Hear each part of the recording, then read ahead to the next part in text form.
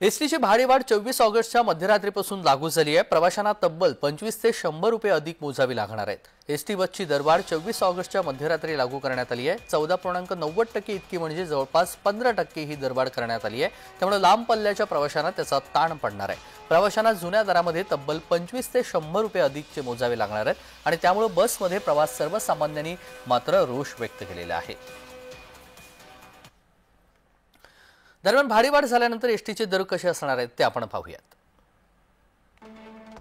छत्रपती संभाजीनगर आणि पुणे जुने दर होते 340, आता नवीन दर 395 असेल। छत्रपती संभाजीनगर अहिल्यानगर जुने दर 165, नवीन दर 190। छत्रपती संभाजीनगर ते नागपूर जुने दर 730, नवीन दर 845। संभाजीनगर ते जालना जुने दर 90, नवीन दर 105। छत्रपती संभाजीनगर ते नांदेड जुने दर 420, नवीन दर 485। छत्रपती संभाजीनगर ते लातूर जुने दर 410, नवीन दर 485।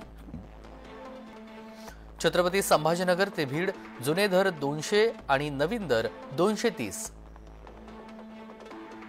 संभाजीनगर ते सोलापूर जुने दर 490, नवीन दर 555। संभाजीनगर ते कोल्हापूर जुने दर 925, आत्ता मात्र 1066।